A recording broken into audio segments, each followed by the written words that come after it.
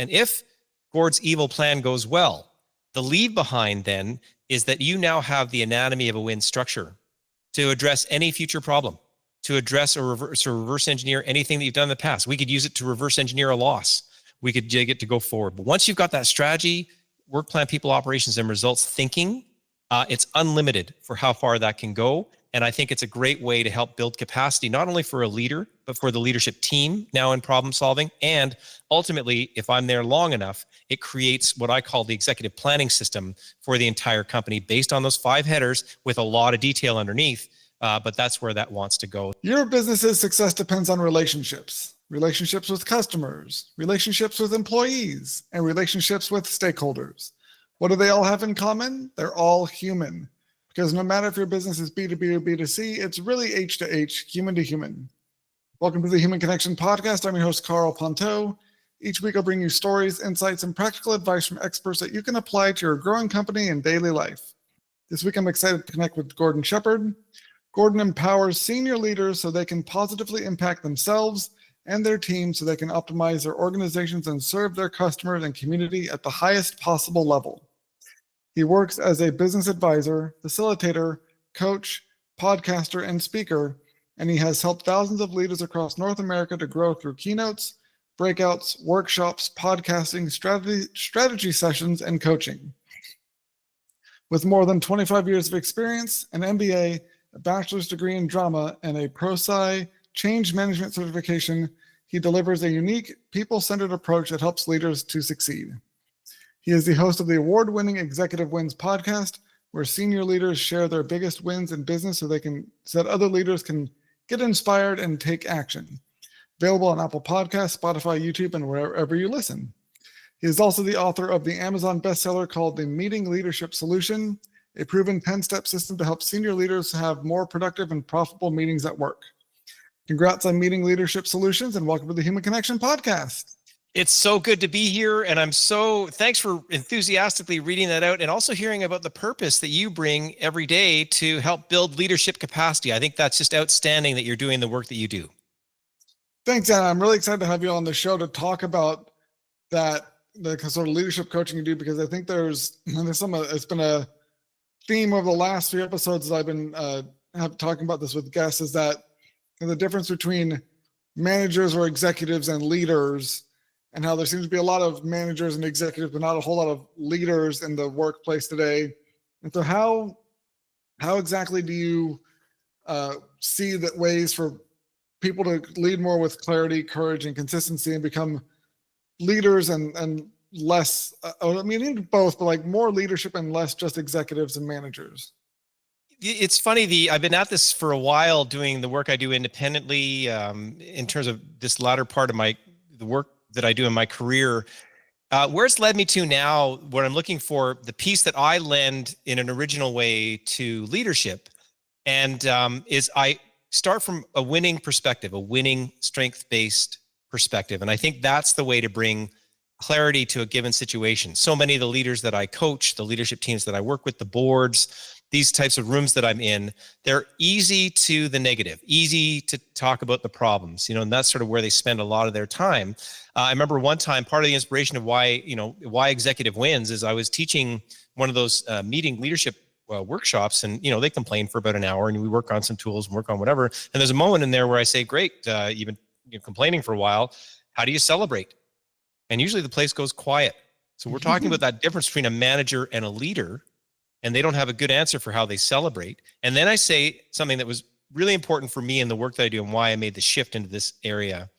As I say, do you have a wins list? I'll ask you, do you have a wins list? I think I have a mental one, but I don't think I have it written down to really think through it that much. I think it's something that is one of those mindset shifts that I think a lot of people could benefit from, not just from in a leadership capacity, but in just a human being capacity.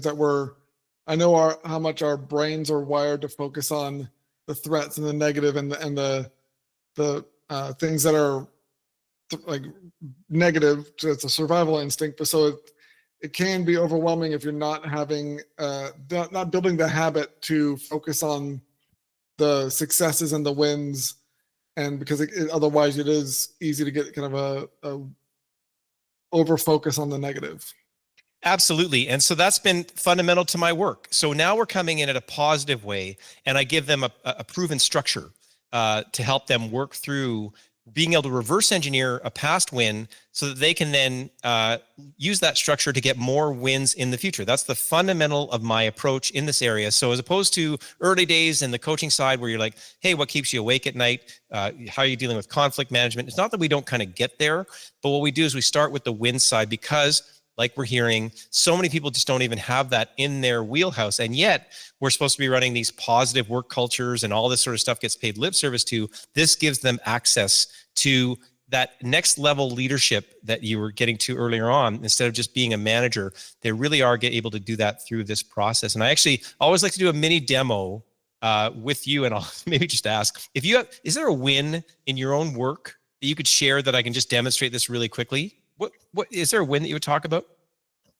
So one of the, back when I was running my own business, I had a great client success where I was working with a local nonprofit called the Firefighter Air Coalition, and they were, the founder made this technology that allows firefighters to refill their air tanks every third floor of a high-rise building when they're fighting fires. Because apparently air tanks only last like 7 minutes. It's a surprisingly short amount of time. And so the San Jose City Council is being pressured by some developers to remove the requirement of having this technology in high-rise buildings. And so they came to me to create an animation to explain to the San Jose City Council why the alternatives being proposed were not going to work or actually would cost people their lives if there was a fire. And so they were able to convince the city council to keep the requirements. So that was a big win. And then a couple months later, we reconnected, and they wanted to adapt the animation for a national campaign. So we did that, and then that got the technology to be required in 19 cities around the country.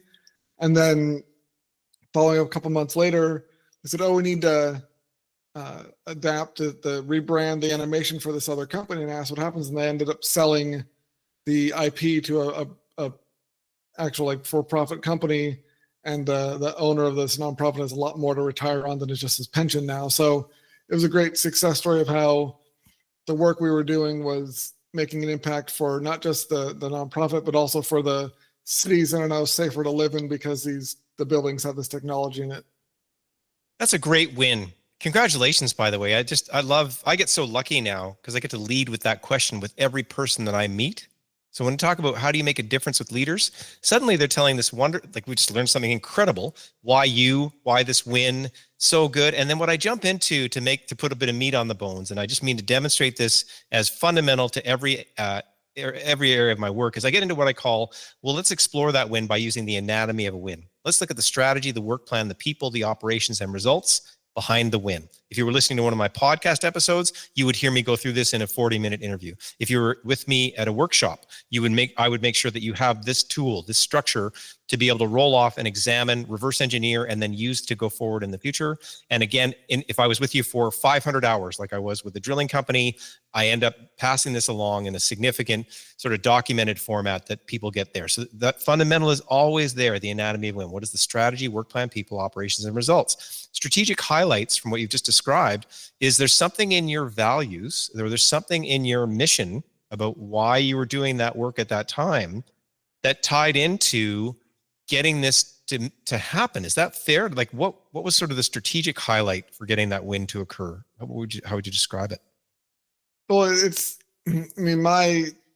my emphasis with any sort of work that I do is I want to have a positive impact on other people's lives and add value, because there's a lot of the company I was running was creating animated content, motion graphics. And so there's a lot of that sort of content that is used in like retail, like just to sell stuff to people. And yeah, it can look cool, but what it's accomplishing is not that meaningful, at least to me. And so I was really excited to get to work on the project with this nonprofit, because it was something that actually has a huge impact on people's lives. It can actually save them, and that may add a lot more meaning to that project than if it was just like a a social media ad for a pair of shoes. Yeah, I love it. And it really speaks to who you are. And don't we learn a lot about you immediately, right? Right. You can see in minutes here now, we're learning about what was the win. We learn about you in terms of what that is, the vision, mission, values that you're bringing to that situation. If anytime we have a strategy, then we have to have a work plan. There's a timeline. You got asked, the nonprofit comes to you, they're your client. They say, we need this animation. How long did it take to get the actual animation built? I mean, it took a few weeks. I brought on a team, and I wasn't me just doing all this stuff, but I had a couple of the people working on it with me, and so we were able to get it scoped out and done within plenty of time for the due date when they had to present it to the board, the city council. So it was a few weeks, a month or two. But yeah, that was a good like lead time for us. We had plenty of time to get it done and get it done well without having to feel like. Yeah, and so we can hear then, if we were really breaking this down and reverse engineering it, we would dig into that, what happened week by week, what happened day by day. So strategy, work plan, there's people involved. We can hear your attitude at the beginning would have been super excited. And is there peaks and valleys through your attitude shift through this thing, or was it just easy sailing through the 4 weeks or 5 weeks that you had to work on this? I mean, there's always little hiccups and design challenges and things that don't go exactly to plan, but it's a matter of pivoting and being able to keep an eye on what the end goal is, and also just planning enough buffer time so if something does get delayed or go sideways, you're not SOL. You can kind of adapt and use some of the buffer time, but it was a fairly smooth project compared to some other ones where things got like a wrench thrown in like midway through. But yeah, it's a matter of good planning makes the kind of twists and turns a lot less dramatic and stressful. And if I was in a consulting situation right now, we would get the whiteboard out and we would draw up all the stakeholders involved. We would draw up the city council. We would draw up your folks, your team, all these things. And we would examine all the different players that were involved in getting this win to occur. So at a moment in time, you had a chance to examine that. The fourth step in there is operationally. You folks know how to make animation. You brought on the team. You knew how to do it. You knew how to do project management. There's all kinds of things in operations that kind of go into play here. There's also something about sending it out in the world in the public sphere from a communications perspective that's in there too. And I don't mean to dig too much in the operational one because that's often a long conversation. Strategy, work plan, people, operations. Finally, there's results, quantitative results and qualitative results. Quantitatively, you produced this animation.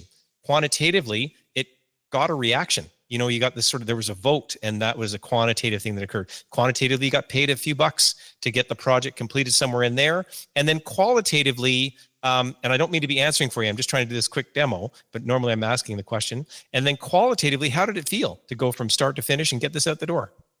Well, it felt great because it was hearing that the client got the results they want, and then we were able to build upon those results a couple times as they came back to work with us again.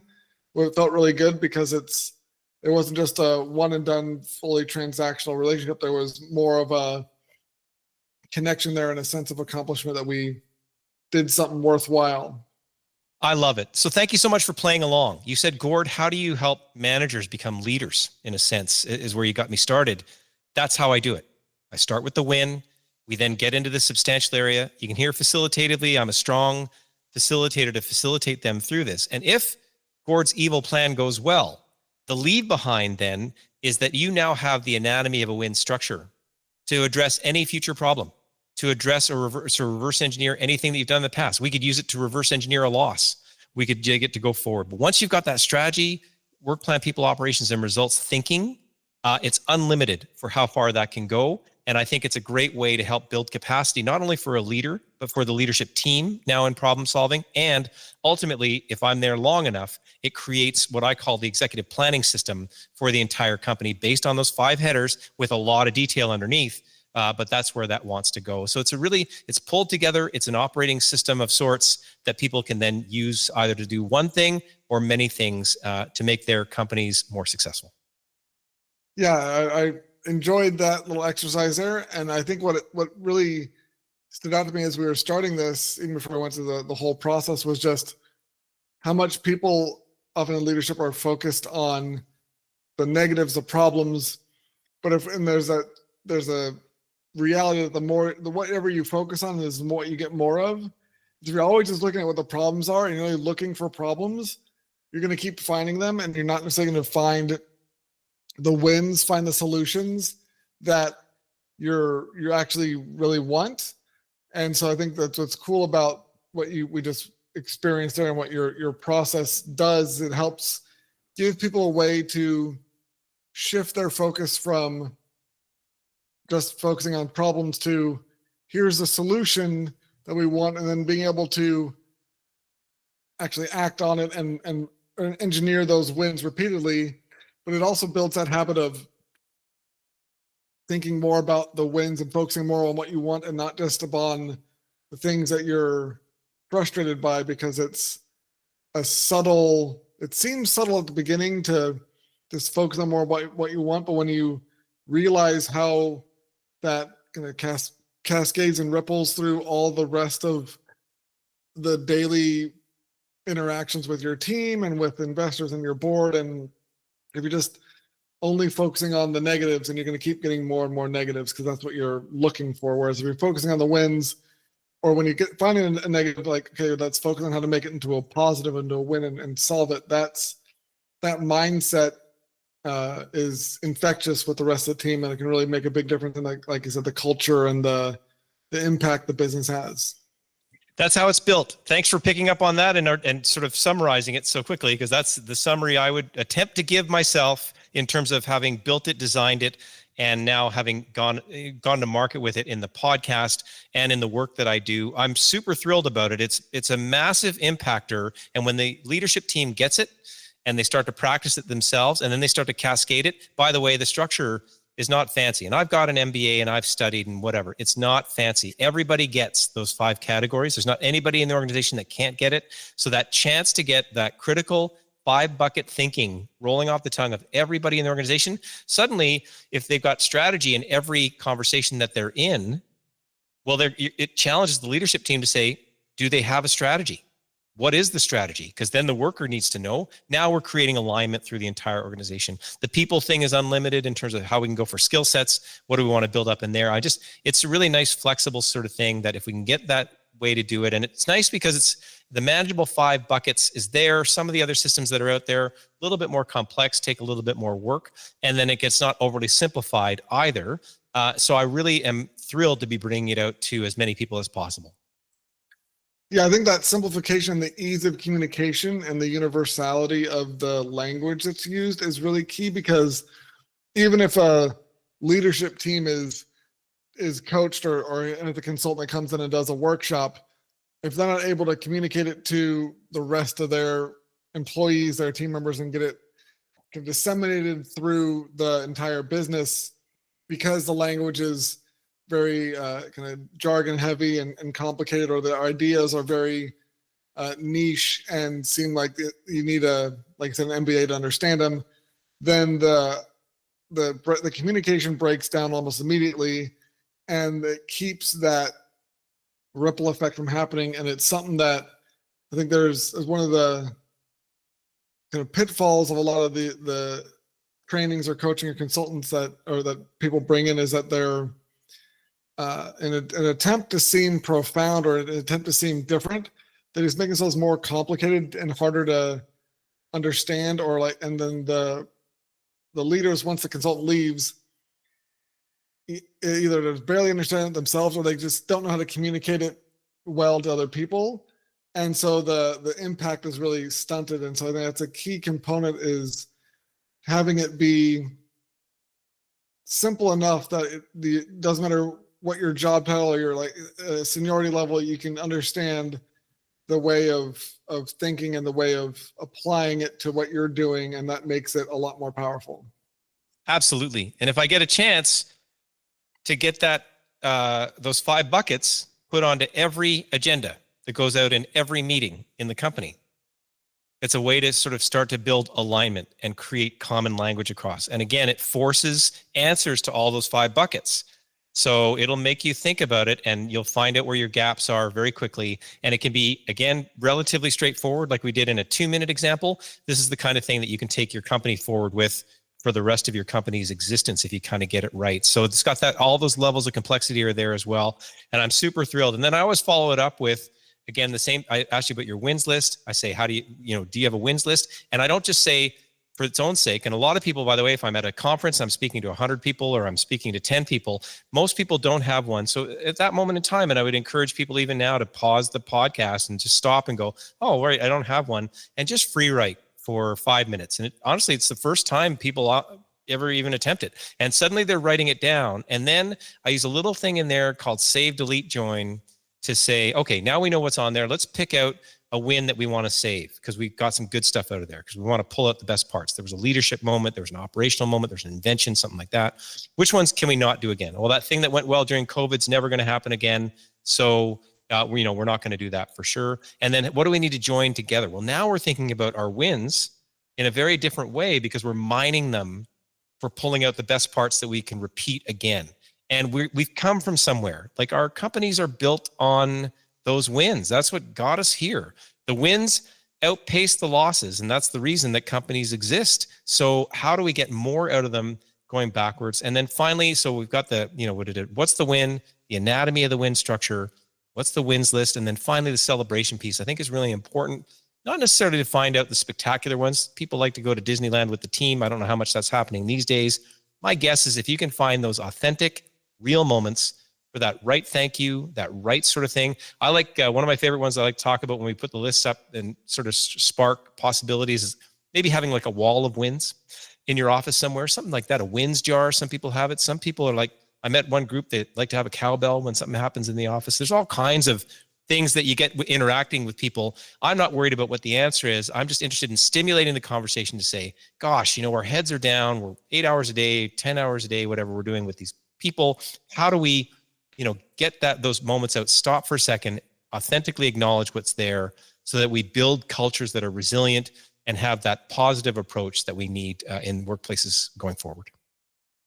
Awesome. Well, thank you so much for connecting with me today, Gordon. If you enjoyed this episode of the Human Connection Podcast, please like, leave a review, and share it. If you want to connect with either of us, check out the links in the show notes. And remember, no matter if your business is B2B or B2C, it's really H to H, human to human. Happy connecting.